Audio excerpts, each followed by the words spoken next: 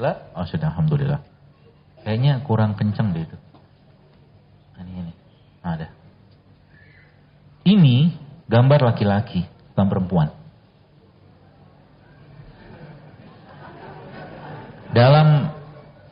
Ini kita bicara ilmiahnya aja lah. Jadi ini gambar laki-laki ya, maaf bukan perempuan. Jadi kenapa laki-laki itu bisa kayak begitu?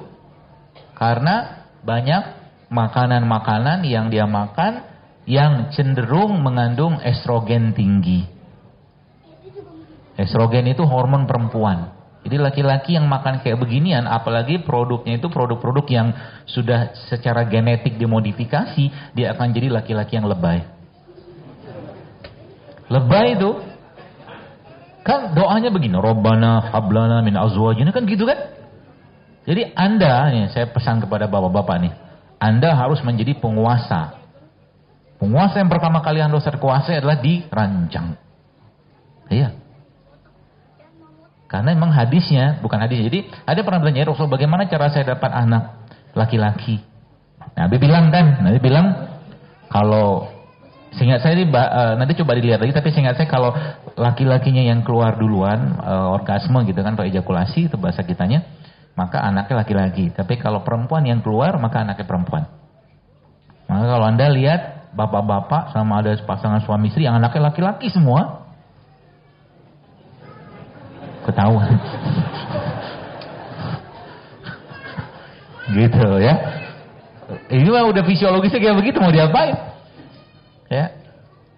Jadi ini kayak begini nih yang terjadi. Nah, pertanyaannya, ini kan Anda mungkin kita kan orang Indonesia kan. Oleh itu kita juga tidak makan burger tiap hari. Pertanyaan ini kayak begini dapatnya dari mana coba? Dari tepungnya bisa, dari daging olahannya bisa. Bisa.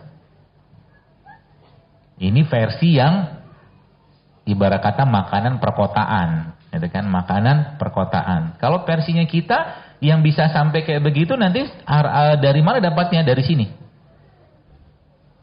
Coba tutup matanya dulu. Dari sini. Ya apapun namanya, pokoknya makanan ini. Gak usah sebut nama daerah lah. Nanti saya dimarahin lagi kan. Baik, kita akan belajar ilmiahnya. Ya, bukan untuk menghina, menjelek-jelekan, mencela makanan, bukan. Jadi kalau Bapak Ibu paham, boleh nggak makan beginian? Boleh, tapi Anda harus tahu rules-nya dulu. Bagaimana makanan itu bagaimana makanan itu bermetabolisme di badan. Baik, lihat di sini, ini kan gambar. Ini makanan kayak begini ya. Kita tahu makanan begini kira-kira tinggi lemak tak? Tinggi lemak? Tinggi lemak. Lemak Bapak sekalian, saya lihatin diagramnya aja supaya kita belajar itu ya, belajar real, belajar ilmiahnya. Kolesterol kan di atas tuh, lihat. Paling atas tuh. Lemak. Kolesterol sebenarnya tidak ada masalah, tapi masalahnya kalau lemak yang masuk dan membawa kolesterol yang buruk, maka otomatis kalau teman-teman lihat yang di bawah itu judulnya apa tuh? Situ, yang kanan. Kan tulisannya kan apa tuh? Metastasis of breast cancer sama increase of gitulah pokoknya kanker sel. Dia meningkatkan peluang badan itu untuk kena kanker. Termasuk juga dia nanti bisa meningkatkan resiko ginekomasti tadi loh. Ginekomasti tadi yang laki-laki yang payudaranya bisa membesar karena banyak estrogen. Itu ujungnya metabolisme dari sini. Gitu loh. Jadi kalau versi burgernya tadi, tapi versi makanan harian kita kayak begini. Bukan kita sih. Sebagian orang. Ya. Seperti itu. Jadi bagaimana kita nanti bisa memperbaikinya? Insya Allah nanti kita akan belajar ya. Asal mau aja, mau kita ngerti. Bolehkah kita makan nasi ini, nasi itu segala macam? Misalkan silakan aja, nggak ada yang melarang kok. Cuman ingat makanan tadi akan bermetabolisme di badan kita. Ya. Dan saya sampaikan berulang. Contoh begini ya. Jadi kita belajar kalau saya ngasih contoh begini itu jadi langsung jadi teman-teman bisa lihat. Gula Kalau nggak dipakai di badan, maka dia akan berubah menjadi glikogen. Itu awalnya, gula, glikogen. Kalau nggak dipakai. Kalau nggak dipakai glikogen, dia akan berubah menjadi lemak. Konsepnya begitu kan? Gula, glikogen, lemak. Sudah jelas sampai sini? Lemak, pertanyaannya, kalau dia masukin lemak yang tidak baik ke badannya, maka ujung-ujungnya metabolisme hormon dia pasti bermasalah. Sama jelas ya? Jadi gula kalau nggak dipakai ujung-ujungnya jadi lemak. Baik. Contoh sekarang saya tunjukin teman-teman di sini ada lontong. Sengaja saya minta beli lontong tadi kan. Lontong tuh isinya apa?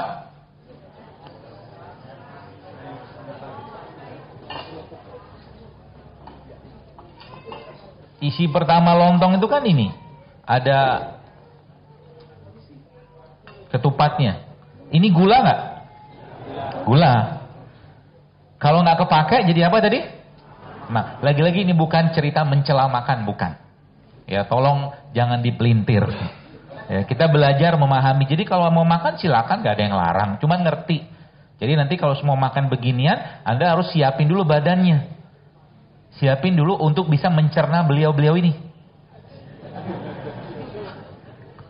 Kemarin ada yang lihat video postingan saya, ada orang yang motong mangga itu kan? Kenapa Anda ngecas? Karena emang tubuh kita tuh kayak begini sebenarnya. Allah menciptakan kita itu kalau kita makannya yang dimakan tuh benar, pasti akan dan menimbul. Jadi mata itu memberikan sensasi ke otak sama ke sini. Dari sini begini dari awalnya. Ketika dilihat itu makanan yang penuh. Kenapa Anda makan beginian? Coba saya jujur aja deh. Anda lihat orang makan beginian, kira-kira ngecas nggak? Nggak ngecas karena udah nggak ada enzimnya. Gitu maksudnya. Jadi kalau makanan-makanan yang biasanya tinggi enzim kayak yang asam atau yang manis, kita memang sensasi kita akan mengeluarkan air ludah kan gitu kan? Bahkan tanpa ada barangnya aja kita bisa keluar air ludahnya. Sampai kayak begitu, mata itu efeknya. Ya, ketika yang dimakan sudah tidak menimbulkan sensasi kayak begini, Bapak sekalian, air ludah kita keluar, which is itu adalah enzim, maka tubuh sebenarnya akan ekstra kerja. Oke, sekarang tadi kita bahas ini. Ini kan tadi gula kan? Kan dari apa namanya? Beras. Beras kan gula. Gula nggak kepake, ujungnya tadi jadi apa? Lemak. Tandanya seseorang itu sudah kelebihan lemak, tandanya apa? Lipatan. Di perut kalau yang perempuan, ya kalau laki-laki, ya. Kalau perempuan biasa di bokong, ya sama di paha. Kalau laki-laki biasanya buntel ke depan. Gitulah. Itu tanda dia sudah terlalu banyak cadangan lemak nggak kepake. Jelas ya? Nah, berarti ini teknik lemak. Jadi bayangkan pada orang, contoh bayangkan pada orang yang sudah tinggi kadar lemaknya. Kira-kira makan begini jadi lemak lagi nggak? Jadi lemak lagi kan? Ini lemak yang pertama. Yang kedua, lemak yang kedua apa? Ini udah lemak kan? Santannya. Ya kan? Yang ketiga apa? Pupuk ya. Ini lemak kak? Dari mana Anda tahu? Karena gula kan, tepung kan? Coba. Ada gizinya nggak? Masih ada, cuman minimal banget. Enzimnya nggak ada, vitamin nggak ada. Bahkan, jadi kalau boleh saya katakan, kalau kita makan kayak beginian ini, yang paling sehat apanya? Sambelnya. Asal jangan dikasih minyak lagi aja sambelnya. Kita udah ngerti, nanti berusaha gampang nanti berbagi. Contoh begini, lihat. Sengaja saya minta beliin.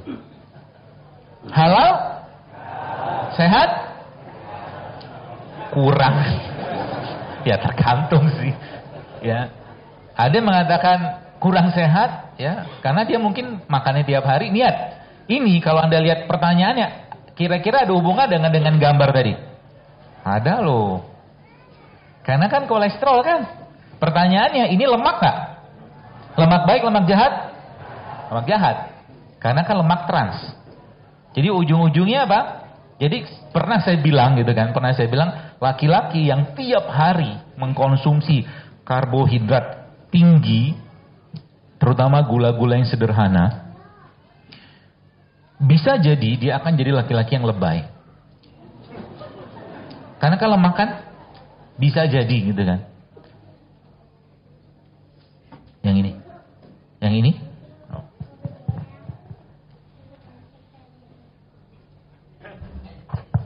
Ya, jadi bisa jadi dia akan jadi laki-laki yang kalau bahasa saya lack of leadership.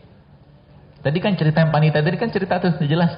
Ketika dia mulai ngurangi tepungnya, ngurangi nasinya. Bukan saya yang melarang makan nasi putih. Bukan melarang makan karbohidrat loh. Yang saya larang atau saya minta kurang itu makan nasi putih.